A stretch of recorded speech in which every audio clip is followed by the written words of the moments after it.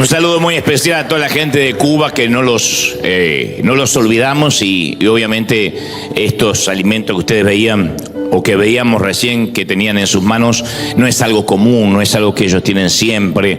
De hecho, es algo que les resuelve la vida, por lo menos, no sé si la vida completa, pero menos algunas semanas les ayuda a mejorar su calidad de vida. No los olvidamos. Hay algunos cubanos que nos pueden sintonizar o nos pueden ver o miran después el mensaje grabado, así que los amamos. Somos River, son familia, oramos mucho por ustedes, los amamos muchísimo. Muy bien.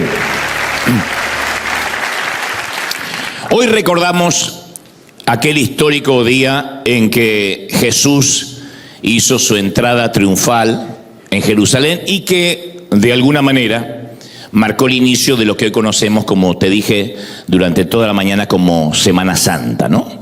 Pero también es una fecha muy propicia para hablar de ese Jesús que hemos dejado de ver o de mirar con ojos nuevos.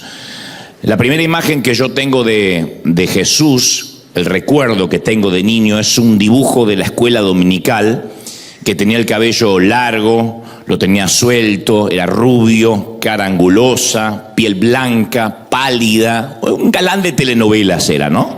Ni siquiera un galán de telenovelas turco, era un galán de telenovelas venezolano o colombiano a lo mejor. Llevaba una túnica blanca con una banda roja cruzada, en sus brazos sostenía un corderito dormido. Esa era la imagen con la cual yo me crié y para mí ese era Cristo, ese era Jesús, ¿no? Era como un tío bueno que acariciaba las cabezas de los niños y daba algunos consejos tipo, sean buenos y pórtense bien con mami y papi, ¿no?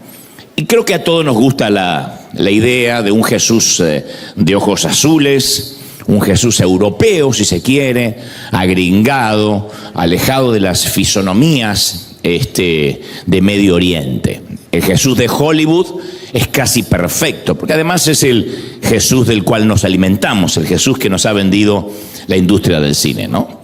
Y cuando en algunas culturas retratan un Jesús a lo mejor moreno, con pelo chinito o hasta un poco agraciado, hasta nos parecen ofensivas esas imágenes, ¿no? Como blasfemas en cierto punto.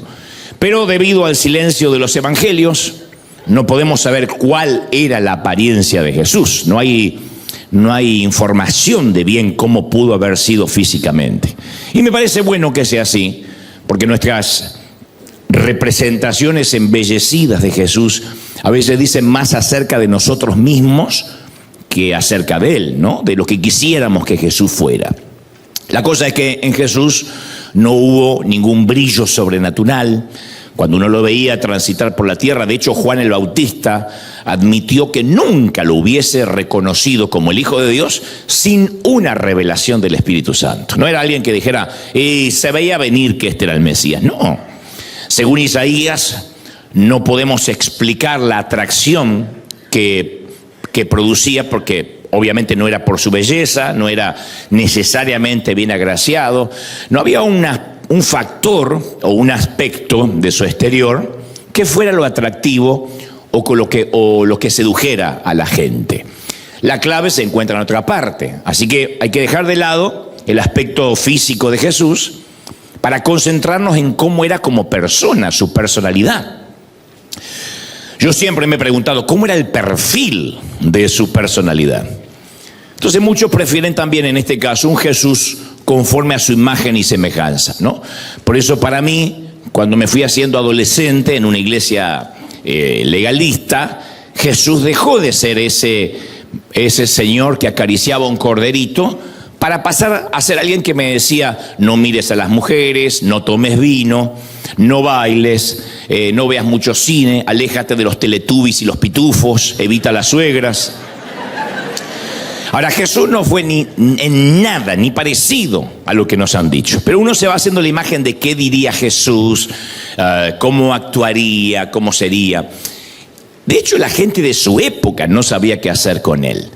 Jesús hablaba en acertijos, lo que llamamos nosotros como parábolas, metáforas, sanaba enfermos, resucitaba muertos. Y para sus contemporáneos Jesús era alguien que confundía, que escandalizaba. Y hoy sucede lo mismo. Muchos cuando tienen que describir a Jesús, incluso muchos cristianos dirían que Jesús es un buen tipo, es agradable, incluso piensan algunos en alguien suave, como si él fuera alguien tan gentil, tan suave y hasta en algunos detalles hasta un poco amanerado para su manera de hablar, porque eso es lo que nos vendió el cine. Por eso hay tantos que dicen, ay, Jesús no hablaría así, cuando uno contesta, ¿no? Porque creen que Jesús hablaría siempre en un tono monocorde. Algunos piensan que Jesús era un tipo buena onda, medio hippie, una mezcla de John Lennon con algún rockero por ahí. Y nos sorprendería lo que la Biblia describe de Jesús, porque en ninguna parte lo describe como alguien agradable. Ahora, no digo que no lo haya sido, digo que en esa palabra agradable no hay nada que capte la esencia de quién era Jesús o quién es Jesús. Para quienes estuvieron con Jesús en la tierra fue como meterse en el paso de un huracán. El que se metía con él era cambiado absolutamente, era peligroso. Jesús era subversivo, revolucionario, desestabilizador. Lo más probable es que todos estuviesen asombrados con él. Quienes lo conocían no se llevaban la imagen que habían conocido a un hippie, a alguien que decía frases célebres, profundas. No, era alguien que revolucionaba. Nadie, de hecho, había conocido antes a alguien como él, nunca. Y esta misteriosa persona se atrevía a desafiar a los poderosos líderes religiosos de la época y los dejaba gritando, diciendo, no te atrevas a hablarnos así. De hecho, cuando predicaba, había gente que se le paraba y decía, no te atrevas a hablarnos así. Lo consideraban hereje, usurpador, revoltoso, demonio.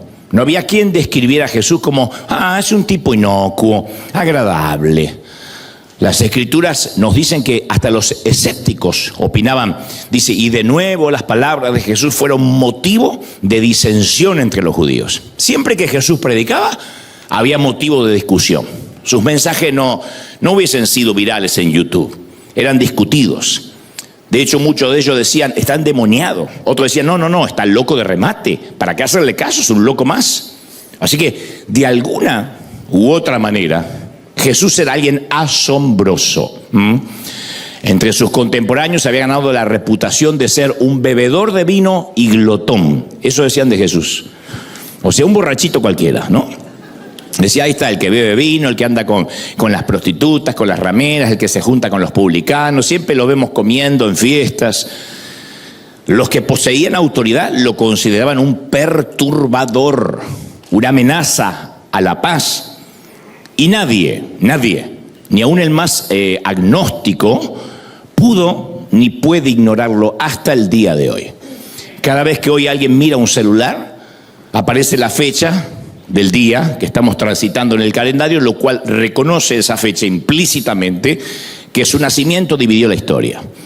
Aún el que es ateo te puede decir qué pasó antes o después de Cristo. Todo lo que haya sucedido en este planeta entra en esa categoría, antes de Cristo o después de Cristo. Nunca se dice antes de Elvis y después de Elvis. Nunca nadie va a decir antes de Sinatra y después de Sinatra, antes de Nerón y después de Nerón. No. Hasta el día, de hecho, después de su muerte, cualquier marca que él hubiera dejado, uno hubiese pensado, esto va a desaparecer rápido. Yo digo siempre que dentro de 100 años nadie se va a acordar que nosotros estuvimos aquí. Nadie. En nuestras casas vivirán extraños y posiblemente nadie recordará que algún día nosotros pasamos por la tierra. Y alguien podría pensar cuando Jesús murió lo mismo. Nadie se va a acordar de, no en 100 años, en 20 años. Porque por lo general cuando alguien muere, el impacto que ejerce en el mundo comienza después a desaparecer, sea muy famoso o no. En algunas décadas nadie se va a acordar de Steve Jobs, de Maradona, de John Lennon, de Michael Jackson. En décadas nadie se va a acordar. Nuestros hijos ya no los conocen. Nuestros nietos van a decir, ¿quién era Michael Jackson? No tienen la menor idea. Y quizás escuchen abúlicos, aburridos, algo de historia en la escuela, pero no más de ahí. El día que murieron Alejandro Magno, César Augusto, Napoleón, Sócrates, la reputación de estos tipos era enorme. Y cuando Jesús murió, había un movimiento diminuto que parecía moribundo y parecía que nadie se iba a acordar ni de él, ni de los seguidores, ni del movimiento. Y ha habido a través de la historia grandes hombres que han tratado de alcanzar la inmortalidad poniéndole su nombre a alguna ciudad. Decían, quiero que una ciudad lleve mi nombre. El mundo antiguo estaba repleto de ciudades a los que Alejandro Magno llamó Alejandría, por ejemplo. César denominó Cesarea. Les encantaba que, es como que yo pusiera Dantelandia a alguna ciudad. Sin embargo, Jesús nunca tuvo una ciudad a su nombre. De hecho, no tenía una ciudad donde morar mientras que estuvo aquí. Los famosos a veces tratan de preservar su legado haciendo que otros lleven su nombre. Si no es una ciudad, son sus hijos. La Biblia menciona varios nombres llamados Herodes, por ejemplo. Incluso Herodías le ponían a las hijas para recordar a Herodes el Grande, recordar al abuelo. El día después de la muerte de Jesús, nadie le puso Jesús a un recién nacido dentro de ese diminuto círculo. Jesús no era un nombre para ponerle un hijo del cual se sintieran orgullosos. Sin embargo, hoy en día, el nombre Nerón, César, se usan para pizzerías, perros o casinos. Nerón, César, pizzerías, casinos o perros, nada más. Si supieran los grandes, ¿no? Pero los nombres de los que estamos inscritos en el libro de Jesús vivimos para siempre, ¿no? Eso es maravilloso, maravilloso. Bueno, Richard Nixon, que se dejó llevar por el entusiasmo allá en 1969, cuando los astronautas del Apolo alunizaron por primera vez. Cuando llegaron a la Luna, se emocionó Nixon y dijo, este es el día más grande desde la creación del mundo, dijo el presidente, lo dijo por cadena nacional, el día más grande, ¿no? Hasta que Billy Graham, su consejero, le recordó que el día más grande había sido sin duda la muerte de Jesús y la resurrección. Y según la historia, Graham tuvo razón, porque este Galileo, que le habló a menos gente de la que Graham convocó en miles de estadios, cambió el mundo para siempre. El mundo no cambió porque fuimos o alguien simuló ir a la luna. Si es verdad o es una conspiración, no lo sé. Pero el mundo no cambia por eso. El mundo no cambia por llegar a otro planeta, no cambia por ganar un mundial de fútbol. Sí, Argentina puede llegar a ganar y eso podría cambiar mucho, pero no del todo. Por eso fui descubriendo que Jesús se parece muy poco a los dibujos que yo había conocido en la escuela dominical. Y menos al Jesús de las películas, que parecía un hippie fumando marihuana, en un estado zen o viviendo en el nirvana, en esas películas que uno ve hasta el día de hoy. Hay un famoso director llamado Franco Sefirelli que hizo a un Jesús tan inocuo que recita sus enseñanzas con monotonía, abúlico, con desidia, indolencia, casi sin emoción. Habrán visto esas películas. He aquí, bienaventurados los que me siguen y me creen. Uno dice, ¿se está por morir Jesús? Y habla así desde el monte, y yo no sé cómo lo escuchan, pero lo han puesto siempre como un personaje tranquilo en medio de un reparto de extras agitados. El único que parece que nunca se agita es el Señor, como que nada lo altera y distribuye sabidurías con tonalidades mesuradas, uniformes, ecuánimes. Parece el maestro Yoda en vez de ser el Hijo de Dios. Habla susurrando. A mí siempre me sorprendió cómo en las películas lo ponen en el Sermón de la Montaña susurrando. Y lo escuchan miles de personas sin tener equipos de amplificación. Bueno, ese no fue el Jesús que yo encontré leyendo la Biblia con ojos nuevos. Yo le llamo ojos nuevos a redescubrir lo que está en las Escrituras sin pasar por el filtro de la religión, ya sea la religión protestante, los evangélicos, o la religión católica, la religión judía, que cada uno va haciendo un Cristo a su imagen y semejanza. Ver a Jesús con ojos nuevos significa, Espíritu Santo, revélame cómo eras, cómo eres, cuál es tu personalidad. Cuando yo veo con ojos nuevos, sin que me lo filtre ningún pastor, yo veo que a Jesús la obstinación lo frustraba, la santurronería lo enfurecía, la hipocresía lo ponía loco. Y era mucho más espontáneo que una persona promedio, mucho más espontáneo que nosotros, es extremadamente pragmático.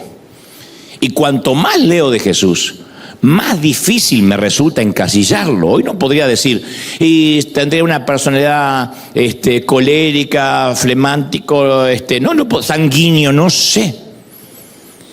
Pero hay dos palabras que uno jamás pensaría que se podrían atribuir al Jesús de los evangelios: aburrido y predecible. Nunca sabían lo que iba a hacer. Los que lo seguían siempre se asombraban. El Padre de Cristo, el Padre del Señor, era celestial. Su mamá era terrenal, no nos olvidemos de eso. María era terrenal, era una muchacha, una adolescente cuando quedó embarazada por el Espíritu Santo. Su padre, los genes del padre los tenía de Dios. Ahí no había entrado José, José era el padrastro de él. Parece una infantilidad, pero lo quiero aclarar. Entonces yo me imagino a Cristo explicando la diferencia entre su lado paterno y su lado materno.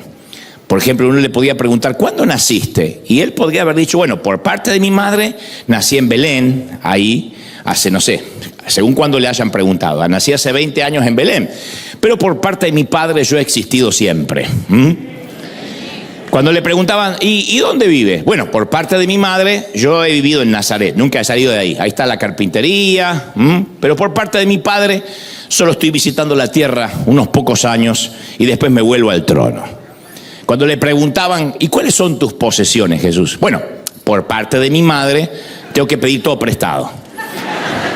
Pero por el lado de mi padre, soy dueño de todo lo que ves. Soy dueño del cosmos, del universo. Está bueno, ¿no? Y si le preguntaban, ¿y cuándo crees que vas a morir? Bueno, por el lado de mi madre, voy a morir en Jerusalén. Pero por el lado de mi padre, voy a vivir para siempre. Yo no muero. Yo soy el Hijo de Dios. Es maravilloso. Entonces, como Jesús, la gente lo veía, a Jesús lo veían como un hombre terrenal, como Jesús. Pero como Cristo, era el Hijo de Dios, era el ungido de Dios. Entonces yo digo, ¿por qué la iglesia hemos domesticado tamaña, semejante personalidad? ¿Cómo es que lo hemos domesticado? ¿Cómo lo hemos circunscrito a una cruz y lo dejamos ahí? Habremos visto hasta en las películas cuando alguien va a rezar a una basílica o a una iglesia y está Jesús crucificado. Y ese es el Jesús que muchos creen que sigue estando ahí en la cruz. Como dijo alguien, le cortamos las garras al león de Judá y lo adecuamos para curas pálidos y ancianas piadosas. Y dijimos, llévelo, y a lo mejor le sirve como amuleto. Pero ahora quiero que nos metamos de lleno en el momento que hoy, domingo, estamos recordando precisamente hoy. Una gran multitud, una semana antes de que él fuera llevado a la cruz, extendió mantos y ramas de árbol sobre el camino para mostrar su adoración, la entrada triunfal a Jerusalén. Y le decían, bendito el que viene en el nombre del Señor. Obviamente lo reconocían como el Hijo de Dios. Y aunque Jesús normalmente le tenía aversión a semejantes manifestaciones de fanatismo, esta vez los dejó gritar, los dejó que lo vitoreara. De hecho, había unos indignados fariseos que estaban muy iracundos y él les explicó, os digo que si estos se callan, las piedras van a clamar, así que déjenlos que hablen. Eran los fans, los fanáticos que estaban ese día tirando mantos, palmas. Y en aquel domingo de palmas o de ramos, lo acompañaba un grupo de Betania, todavía alborotados por la resurrección de Lázaro. Así que había un gran grupo que lo seguían, fanáticos nuevos. Mateo dice que también lo proclamaban los niños, los ciegos, los tullidos. Así que yo creo que Jesús tuvo sentimientos encontrados en ese desfile. Lucas relata que al acercarse a la ciudad, antes de entrar Jesús lloró. Porque Jesús sabía cuán fácilmente puede cambiar el humor de la gente, el humor de una multitud. ¿Cómo sucede hasta el día de hoy? Las voces que ahora gritan Hosana, una semana después van a vociferar crucifícale. Son los mismos. La misma multitud que este domingo se le arroja a sus pies, van a arrestarlo y van a matarlo la semana siguiente. Claro, correctamente lo llamaban rey de los judíos, pero querían que sea un rey o un Mesías como ellos querían que sea. Ellos esperaban que él hiciera lo que ellos querían, cuando ellos querían y de la manera que ellos esperaban. Ellos querían que este rey de los judíos derrocara a Herodes, les quitara la mano opresión del imperio romano. No querían un reino más allá del sol. Ellos seguían a Jesús para su beneficio, no por lo que él significaba. Entonces, insisto, los mismos que gritaron Hosana en la entrada de Jerusalén pedían la cruz para él días después, una semana después. Y yo quiero que esto se nos grabe en la mente. El público que gritaba Hosana y que después dijo crucifícale, nunca cambió, no eran diferentes multitudes. Los teólogos han discutido esto, si acaso era otra gente. No, todos coinciden en que era el mismo público. Y yo creo que en la vida todos vamos a caminar en el medio a través de opiniones opuestas. Siempre vamos a escuchar dos voces en la misma calle y por lo general de la misma gente. Eso es algo que va a pasar siempre en algún momento de nuestra vida. Que aquellos que hoy nos vitorean o nos celebran porque nos fue bien, mañana van a desear que caigamos. Ustedes dirán, ¿y por qué? Porque somos humanamente así. Y el secreto para cumplir nuestra asignación es seguir caminando siempre, sin importar lo que oigamos alrededor. Porque muchas veces las alabanzas de los admiradores pueden ser tan estresantes como las críticas de los enemigos. Porque alguien que nos diga, yo sabía que no me ibas a fallar, yo sabía que era genial, yo sabía que tenías lo necesario, nos mete una presión. Pero tanto los que dicen crucifícanle como los que dicen Hosana, ambos son nocivos si dependemos de ellos. Si vivimos de los elogios, alguna crítica nos va a liquidar. Esto se ve siempre en las redes sociales. Yo siempre pongo el mismo ejemplo. Puedes subir una misma foto y alguien va a decir, ¡ay, qué joven se te ve, qué increíble, come años! Y abajo te ponen, te pasó un camión por encima, estás arruinada. Y posiblemente es el mismo público. Entonces, para mí, el mejor antídoto contra el atractivo de los Hosana es permanecer humilde ante el Señor, sabiendo de que yo soy lo que dice que soy Dios, que Dios dice que yo soy, no lo que dicen los demás. Entonces le quito ese poder al halago, le quito ese poder a la crítica y anulo el Hosana y anulo el crucifíquenle. Yo hace poco escuchaba, creo que te lo conté, a Brené Brown, que es una investigadora de la Universidad de Houston, que estudia, entre otras cosas, la vulnerabilidad. Y ella suele decir, si eres valiente con tu vida, si bajas a la arena del circo romano, en alguna ocasión en la vida te van a dar una buena paliza. Te vas a caer, vas a fracasar, vas a conocer el sufrimiento, eso es la vida. Pero no te estoy diciendo esto como algo nuevo, sé que lo sabes. Pero debes saber que muchos de los asientos baratos del anfiteatro de la vida están llenos de personas que jamás se van a aventurar a saltar a esa arena donde ahora te están dando una paliza. Y esas personas se limitan a lanzar críticas despiadadas y humillaciones desde una distancia segura. Es la colección de espectadores que vamos a tener toda la vida, que saben mejor que nosotros lo que deberíamos hacer, cómo deberíamos hacerlo, aunque ellos jamás se van a ensuciar. Pero siempre nos van a decir cómo lo deberíamos hacer. Y la doctora Brown termina diciendo, si no estás en la arena, recibiendo una paliza conmigo como yo, porque no fuiste valiente, no estoy interesada sobre tus comentarios, sobre mi vida y sobre mi trabajo. Punto. Si no estás viviendo, no estoy interesada. A mí me fascina eso. Si no estás viviendo lo que yo viví, no estoy interesada. No me digas cómo criar a mis hijos. No me digas cómo debería llevar mi pareja. No me digas cómo debería servir al Señor si no viviste lo que yo viví. El problema de esa gente que está en los asientos baratos y nos observa y nos dicen tanto Hosana como crucifícale,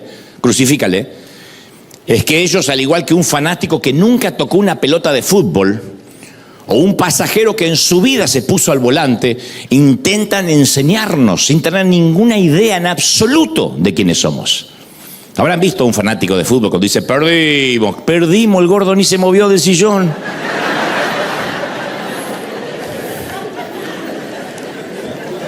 Son los que escriben, a mí me escriben a veces, yo me quedo con el Dante que conocí hace años, cómo cambiaste, Dante, me gustaba el del primer amor. Yo digo, si nunca me conociste, your grandmother, nunca me conociste, nunca viviste mis batallas, nunca te vi peleando a mi lado.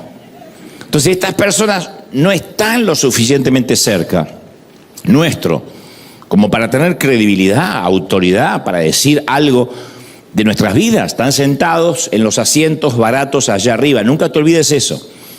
Si esto fuera una arena y esta fuera la vida y estás peleándote contra la vida, contra los infortunios, contra las tragedias, siempre hay gente que se sienta a observar y te va a decir cómo tienes que pelear. Porque jugar al fútbol es fácil cuando lo miramos por televisión. Patea para el otro lado, pero no está en la cancha.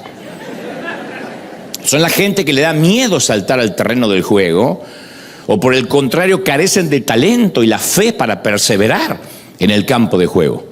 Y por eso envidian la posición, envidian tu unción, envidian tu favor, envidian tus logros. Proverbios 15:2 dice: la lengua de los sabios adornará la sabiduría, mas la boca de los necios hablará sandeces.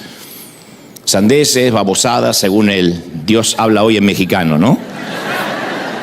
Proverbios 23:9 dice: no hables a oídos del necio, porque menospreciará la prudencia de tus razones. Nota que no dice, trata de convencer al necio para que entienda. No le hables. No le hables porque va a menospreciar la prudencia de tu sentido común. Un elefante no discute con una hormiga. Un león no discute con un ratoncito. No se discute. Son ligas diferentes. Y cuando entiendes que tienes el favor de Dios, que tienes su gracia, que tienes su bendición, no discutas con los envidiosos, porque no hay ni siquiera punto de encuentro, no lo hay. Nunca le otorguemos el poder de nuestra vida a los fanáticos de un solo día. Los fanáticos de un solo día son los que hoy vitorean y mañana denigran. Son los que hoy votan y mañana dicen no lo hubiese votado. Son los que hoy compran un boleto para ver a alguien y luego dice fue la peor inversión de mi vida. Somos cambiantes, somos humanos. La cosa es que finalmente un viernes Jesús muere en la cruz. Y yo me pregunto, ¿quién pronunció su sentencia? Esa es una discusión hasta el día de hoy. ¿Quién sentenció a Jesús? Hay de los que dicen, bueno, los romanos, hay de los que dicen, no, los judíos. No, fueron los fanáticos. ¿Quiénes son los que pidieron la cruz? ¿Quiénes son los que dijeron, este hombre tiene que morir? ¿Cómo fue que este amigo de pecadores, este hombre amigo de pecadores, acabó ejecutado como un enemigo del Estado? Porque de alguna forma la muerte de Jesús es central dentro de su propia historia. Porque si uno lee la biografía de cualquier persona famosa, aun cuando su muerte haya sido un episodio prominente, no sé, Abraham Lincoln, Mahatma Gandhi, Martin Luther King, John Kennedy, esta constituye un pedacito de la biografía. Eso no fue lo más importante. Ahora, yo voy a las escrituras y solo 2 de los evangelios mencionan los acontecimientos de su nacimiento. Pero los 4 incluyen solo unas pocas páginas acerca de su resurrección. Pero sin embargo, los 4 evangelios ofrecen relatos detallados de los sucesos que produjeron su muerte. La muerte es muy importante. Y ahora yo me paro fuera de las puertas de Jerusalén, si pudiera retrotraerme en el tiempo, y veo 3 cruces. En las cruces externas cuelgan los cuerpos de los 2 ladrones.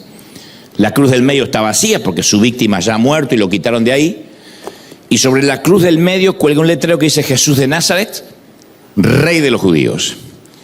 Y esa leyenda denota de alguna manera el eje central de lo que pasó. Roma dirá que Jesús tiene que morir porque constituye una amenaza para Roma, para el imperio. Y cualquiera que amenace a Roma tiene que morir. Pero ¿por qué este hombre es considerado una amenaza para el imperio? Bueno, porque él dice que es Jesucristo.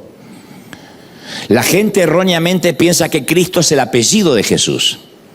Jesús, Cristo.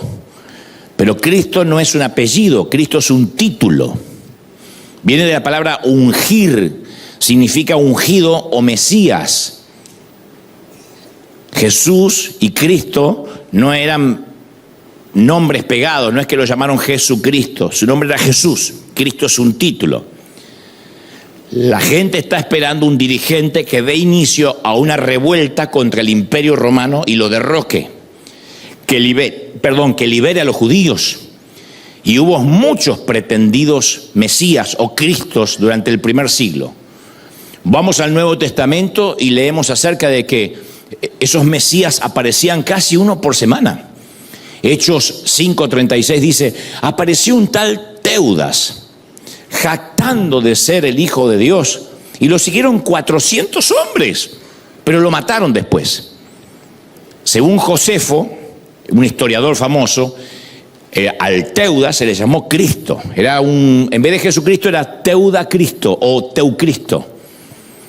A la larga los romanos lo capturaron, lo decapitaron, se terminó el Cristo. El libro de Hechos también menciona un tal Judas el Galileo, que apareció en los días del censo y dirigió una revuelta, y también decían que era el Cristo. Y otra vez el historiador Josefo dice que fundó la secta, Judas Galileo, la secta de los celotes, y él y 2000 de sus seguidores fueron crucificados. Y las cruces quedaron luego en pie en los campos de Galilea, porque los romanos querían enviar este mensaje: si alguien concibe otra brillante idea para tratar de que la gente no pague impuestos o levantarse en contra del imperio de Roma, tenemos abundantes cruces disponibles. Hubo por lo menos 18 candidatos al Mesías cuando Jesús era un muchacho, mientras que él crecía. 18 que dijeron: yo soy el Cristo. Y todos encontraron el mismo destino, la cruz. En el caso de Jesús, deliberadamente, él rechaza lo que parecía ser su destino político. Él dijo: yo no soy el rey de los judíos, por lo menos mientras que él predicaba, sanaba, resucitaba. Y Juan nos dice que después de que Jesús diera de comer milagrosamente a una multitud, la gente quiso venir y hacerlo rey por la fuerza. Por eso le tiraron mantos y palmas, porque pensaban: si este tipo con unos pocos pescaditos y panes le dio de comer a 5.000 personas, imagínate lo que puede hacer con unas pocas espadas y algunos carros de guerra. Los multiplica y derroca a Roma. Ahora, él se negó a levantar un solo dedo en contra de Roma. Él dejaba en claro que él no era una amenaza militar. Entonces, ¿por qué acabó en una cruz? ¿Quiénes lo mataron? ¿Fueron los fanáticos de un solo día? Bueno, capaz que esto nunca lo viste así, te lo voy a contar, que no salga de acá. Los principales sacerdotes llevaron a Jesús ante Pilato, ¿no? El procónsul. Yo creo que ellos pensaron cuidadosamente en la acusación que van a presentar. Dijeron: Pilatos, Poncio, hemos descubierto que este hombre está agitando nuestra nación. Eso era lo que lo acusaron. Se opone al pago de impuestos al emperador y afirma que él es un Cristo. Él dice que es un rey. Porque los que habían dicho que se consideraban Cristo, ¡pac!, a la cruz. Así que dicen: él afirma que es un Cristo. Así es como plantean el juego estos tipos. Afirman que es un Cristo y dicen que no hay que pagar impuestos. Nunca dijo Jesús: no paguen impuestos. Lo que dijo: dad al César lo que es del César y a Dios lo que es de Dios. Es como si alguien te preguntara: hay que pagar impuestos a tío San, dale al IRS lo que es del IRS y a Dios lo que es de Dios. ¿Sí? Ahora, Jesús parece que es un problema para Roma. Entonces le dicen: mira, Poncio, al César no le va a gustar, será mejor que hagas algo con él. Y en un espacio de 24 horas, Jesús tuvo que enfrentarse a 6 interrogatorios, unos de parte de los judíos y otros de parte de los romanos. Y cuando uno lee las transcripciones de los juicios, lo que más llama la atención es la poca defensa de Jesús. No se defiende. Y lo que más llama la atención es que no sale un solo testigo en su defensa, ni uno de estos canallas que tiraron mantos y palmas. Ni un fanático de un solo día salió a decir: no es lo que él hizo, él resucitó a Lázaro. Él multiplicó los alimentos, yo lo vi caminar sobre el agua. Ni uno. Ningún líder, ningún seguidor, ningún fanático tuvo la valentía de denunciar la injusticia que se estaba cometiendo. Digo, ¿cómo que no saltó un testigo de oficio? Cuando lo estaban acusando, está agitando el pueblo. Es un bravucón que dice que no hay que pagarles impuestos al César. ¿Por qué no hay alguien que dice: no, yo escuché la enseñanza, no fue lo que pasó? Entonces la secuencia de los juicios parece como un ejercicio donde se tiran la pelota el uno al otro. Nadie quiere asumir la plena responsabilidad de ejecutar a Jesús. Ahora, todos quieren hacerlo, pero nadie tiene la responsabilidad porque no le encuentran de qué juzgarlo, de qué acusarlo. Pilato se resiste a los sacerdotes, a estos legalistas, no por compasión hacia Jesús, sino porque Pilato siempre se opone a los legalistas. Nunca quiere hacer lo que estos le dicen que tiene que hacer. Porque por definición, él sabe que si ellos se fortalecen, él se debilita. Así que siempre le lleva la contra Pilato a los religiosos. Era un Dante Gebel, siempre le llega la contra. Cuando Pilato se entera de que Jesús procede de Galilea, dice, no es mi jurisdicción, listo.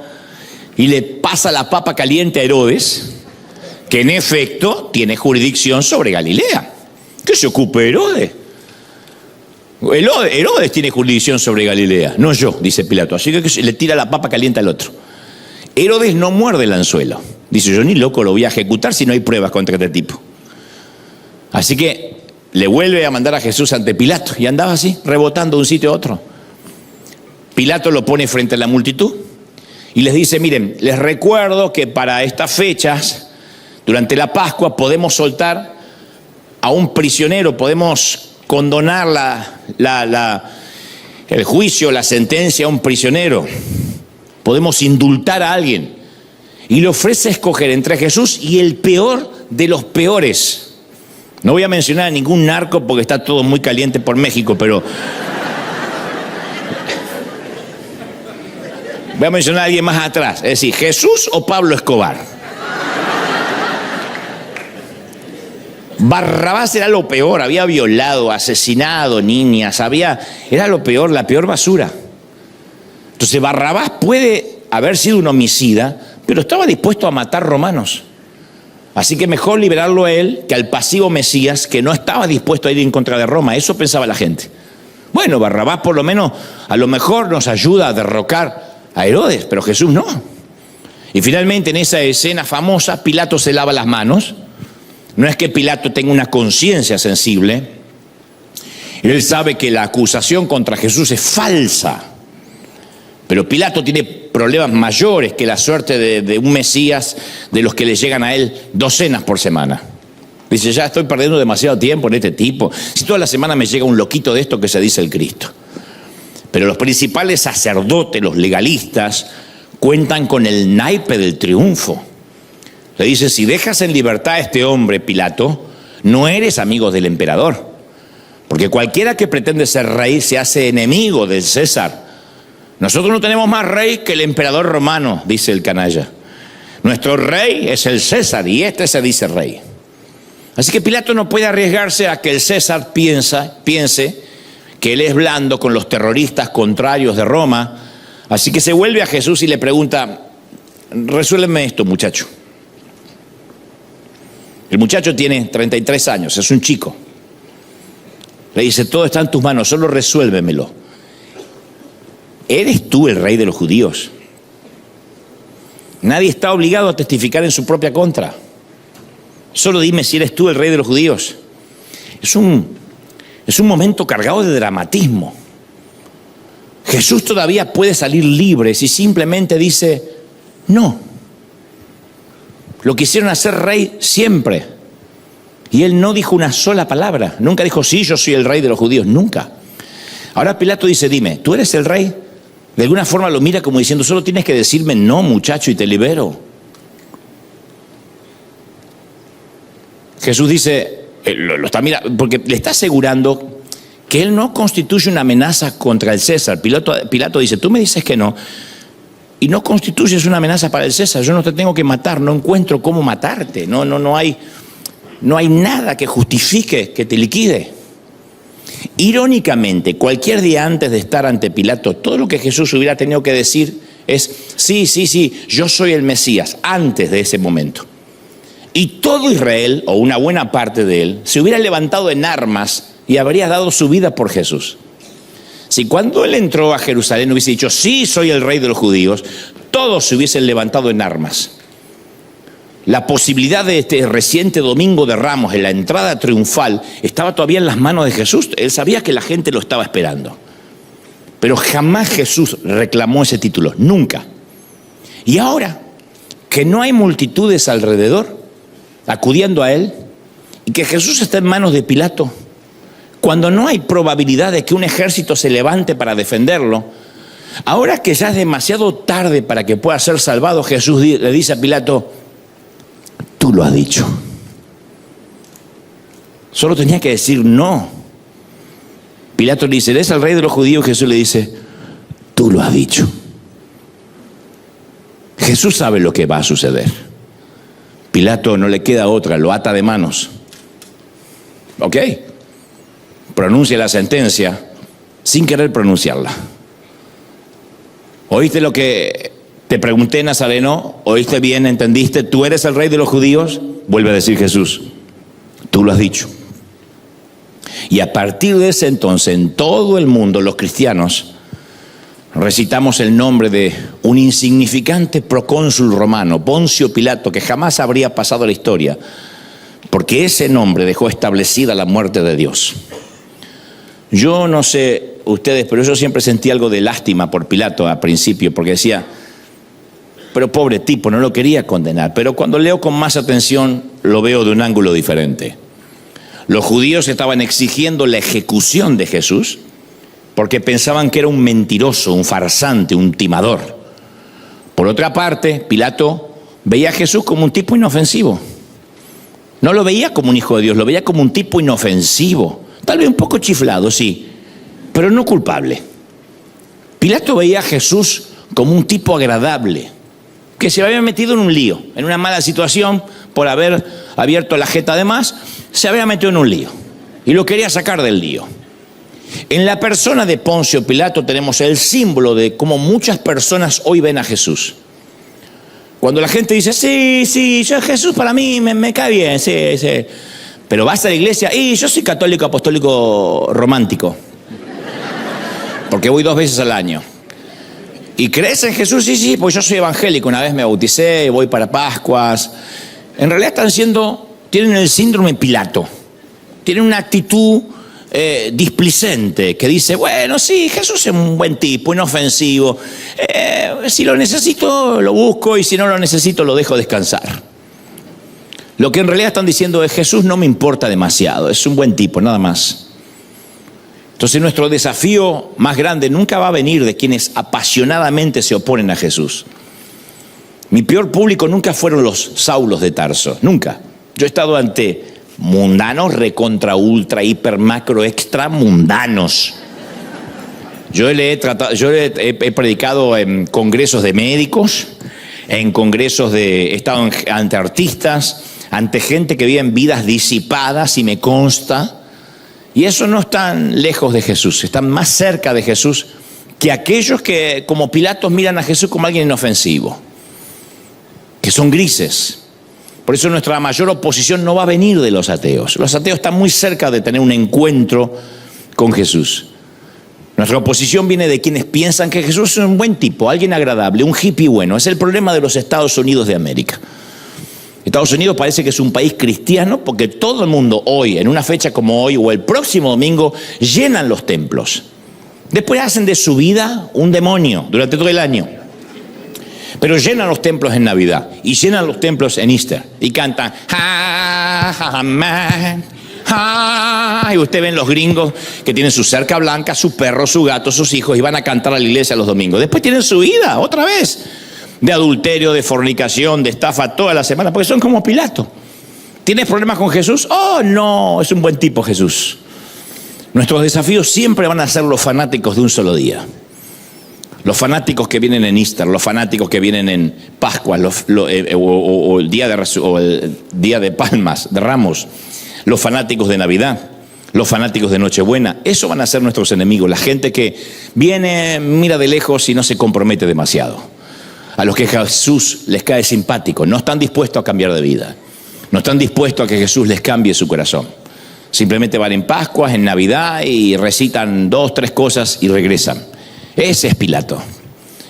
Pilato también es el fanático de un solo día. Por un día fue fanático de Jesús. Por un día a Jesús le cayó bien. Por un día no lo hubiese querido condenar, pero lo condenó. Y de alguna manera, al lavarse las manos, al no decidir, decidió, lo mandó a la cruz. Por otra parte, los sacerdotes también concibieron otras dos acusaciones. Dijeron, tenemos que presentar algo más firme. Acabaron acusando a Jesús de blasfemia para que las multitudes se pusieran en contra de él, y de traición a fin de que Pilato lo matara. Era una tarea difícil y en verdad no pudieron hacerlo en este juicio. Según el registro de Marcos, dice, los jefes de los sacerdotes y el consejo buscaban alguna prueba contra Jesús para condenarlo a muerte, pero no la encontraban. Y muchos testificaban falsamente contra él, pero sus declaraciones no coincidían. Pilato debió haber metido presos a todos esos por falso testimonio, no lo hizo. Además, se había difundido el rumor de que Jesús afirmaba que podía destruir el templo y reedificarlo en 3 días. Por supuesto que hablaba metafóricamente de su resurrección. Y los líderes judíos no lograban conseguir testigos que estuviesen de acuerdo con las palabras exactas que Jesús había dicho.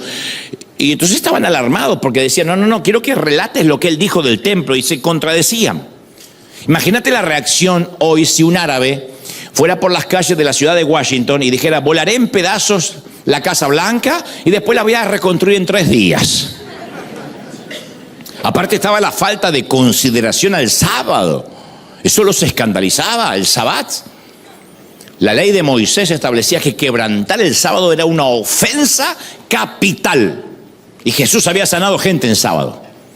Eso era una amenaza para la ley, para el sistema de sacrificios, para el templo, para las normas de alimentación, para las distinciones entre puros e impuros. Así que Jesús siempre fue una amenaza para el legalismo. Y no hizo Jesús ningún esfuerzo por corregir esas falsas acusaciones. Se sentó en silencio, se mofaban de él, y cuando le preguntaron, ¿eres tú el Mesías?, él respondió, yo soy. Así que ¿quién sentenció a Jesús? Él mismo. Él dictó su propia sentencia de muerte. No había pruebas para condenarlo. Nunca hubiesen podido llevar a Jesús a la cruz por las pruebas. No había. Ni siquiera Pilato lo podía condenar porque no había nada en contra de él. Lo que lo condenó a Jesús fue su propia boca cuando por primera vez dijo, yo soy el Mesías. Y le dio Jesús a los judíos lo que ellos no podían conseguir a través de falsos testigos. Jesús dijo, terminamos con esto, e hizo el trabajo por ellos. Jesús dictó su propia sentencia. La cruz es el símbolo más reconocido en el mundo, gente. Marca más tumbas, adorna más joyas y está por encima de más iglesias que cualquier otro diseño. Hacer la señal de la cruz se conocen tanto en las basílicas como en los cementerios, como en los estadios de fútbol. Es un gran negocio encontrar un logotipo, pero no hay ninguna corporación, país o causa que ha producido una imagen tan duradera o ampliamente difundida como la cruz. Solo hacer esto, todo el mundo sabe de qué hablamos. Y por raro que parezca, el cristianismo se convirtió en una religión de la cruz, como si fuera la horca, la silla eléctrica o la cámara de gas en términos modernos.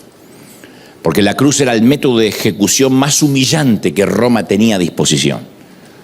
Y la cruz cambió de ser el símbolo de poder del Imperio Romano para ser el símbolo del amor de Dios.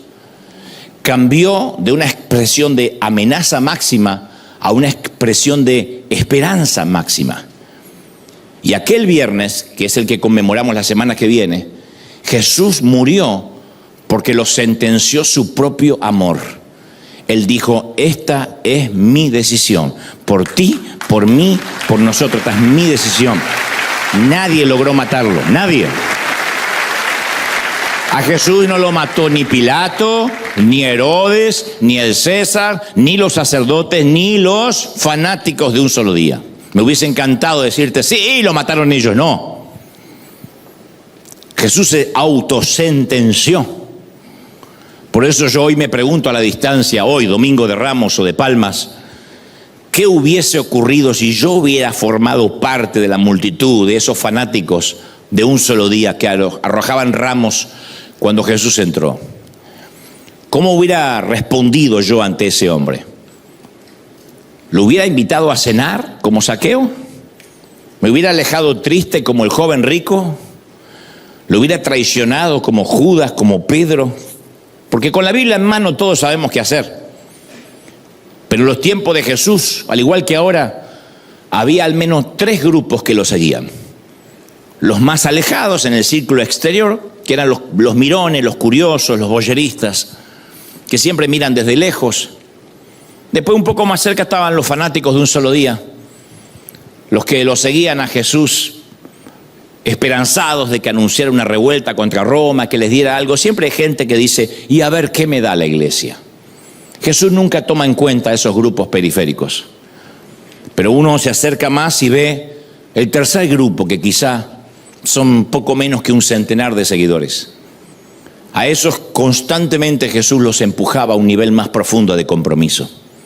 Les decía, no pueden servir a 2 señores. Olvídense de amar el dinero y amar los placeres del mundo. Niéguense a sí mismos, sirvan a otros, tomen su cruz. ¿Qué clase de invitación? Toma tu cruz, ¿eh? Es como que Jesús dice, estoy dispuesto a encabezar una procesión de mártires. Él dijo, el que busca su vida la va a perder, el que pierde su vida por causa de mí, la va a encontrar. Y quiero terminar esta historia este mensaje con otra historia también muy real. Un joven y su esposa llevaban 5 años tratando de tener un hijo, que habían agotado todas las oraciones pidiéndole, Señor, queremos quedar embarazados. Y el no tener hijos comenzó a preocuparlos ambos. Y se veían consumidos por preguntas difíciles.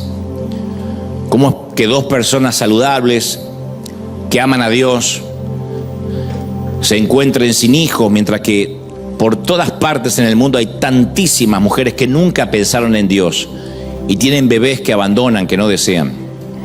5 años de silencio y de oración y luego ocurre el milagro. La esposa de este hombre finalmente quedó embarazada. A los meses las noticias mejoraron, esperaban mellizos. Y el panorama de fe de esta pareja cambió radicalmente, porque desaparecieron las preguntas, ¿no? Ahora tenían sentido los 5 años de espera. La vida tenía sentido. Pero luego comenzó la maraña. Durante un examen médico rutinario, el médico descubrió problemas serios en el útero de la dama y uno de los bebés ya había muerto y el otro tenía pocas posibilidades de sobrevivir. Y si lo hacía, posiblemente sufriría discapacidades severas. El médico dijo que el aborto era la única salida. Al hombre se le abrió el piso, literalmente. Se sintió devastado, frustrado, herido, confundido y desesperadamente metido en el dolor.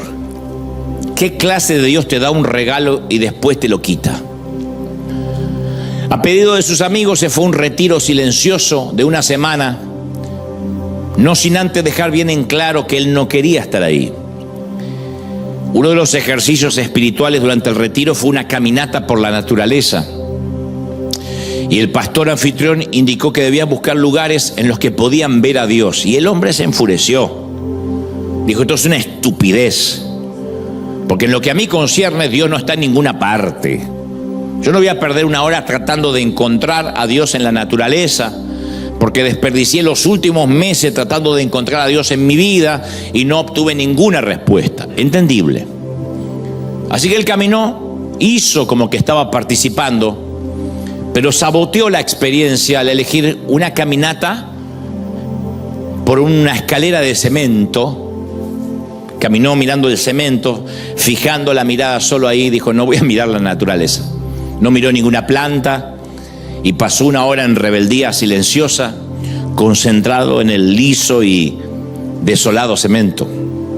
Después del ejercicio regresó a su grupo pequeño para describir lo que había ocurrido y estaba llorando. Y dijo, yo estaba más o menos a mitad de camino, caminando muy lentamente, perdido en mi enojo, perdido en mi resentimiento hacia Dios. Y empecé a llorar porque no fui consciente de mis lágrimas hasta que mi mente se conectó con mi corazón. Me di cuenta que había grietas en el cemento. Todo el camino estaba cubierto de grietas. Y me di cuenta de que mis lágrimas no se debían a las grietas, se debían a lo que salía de las grietas. De todas las grietas salían flores. De las grietas salían como grama verde. Y de alguna parte del medio del cemento gris y sin vida, la vida se abría camino a través de la roca, a través del cemento impenetrable de la vereda. Y dice, repentinamente fui consciente de la presencia de Dios. Me di cuenta que Él todavía vivía y me sorprendió con sus flores. Encontró una manera de mostrarme esperanza en medio de la desesperación. Y su amor y su cuidado me encontraron. De alguna forma, en las ruinas de la vida de un hombre, incluso mientras que estaba rechazando a Dios, Dios mantuvo en pie la conversación. Dios dijo, tú haces silencio, yo no. Tú dejas de hablarme, yo mantengo la plática. Dios persiguió a este hombre para abrazarlo en su dolor. Y yo pienso que todos nosotros en alguna ocasión fuimos fanáticos de un solo día. Y en algún momento estuvimos felices y arrojamos palmas al paso de Jesús. No sé, cuando la vida era mejor, cuando sentimos que Dios estaba de nuestro lado, fue cuando creímos que Él iba a darnos lo que queríamos, cuando Jesús era un Mesías conforme a nuestra imagen y semejanza.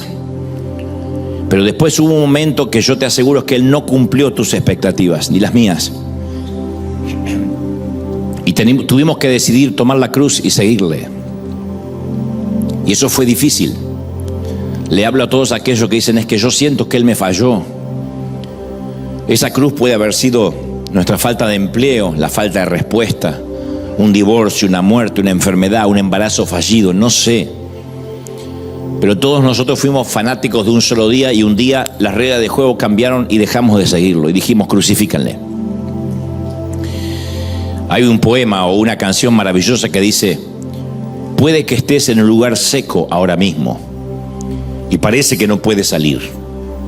Pero dice el Señor, yo he venido a hacer un camino. He venido a curar tu dolor. No vas a sentir el viento, tampoco verás la lluvia. Solo tienes que saber que yo haré un camino. He venido a curar tu dolor. Todo a tu alrededor puede estar seco. No sentirás el viento, tampoco verás la lluvia, pero solo tienes que saber una cosa. Yo haré un camino en tu vida. Yo haré un camino. Alguien tiene que celebrar más que eso, si el Rey ha hablado hoy. ¡Bendito eres! Dale un aplauso al Señor de señores, Rey de reyes.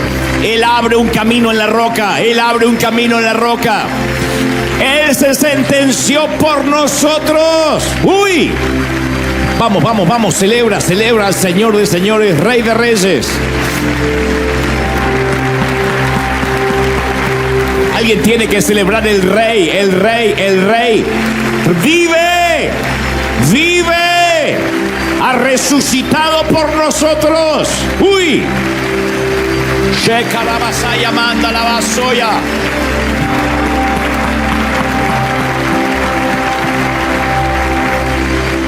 Si puedes levantar tus manos al cielo conmigo, por favor. He transmitido lo que creo me has dicho Dios que te diga. Sé que hay mucha gente aquí que ha abandonado los caminos del Señor, aquí y en casa. Porque una duda, porque algo fallido, porque algo salió mal y te apartaste de Él. No estoy subestimando tu dolor. No digo que no te haya dolido. Pero te conté la historia de que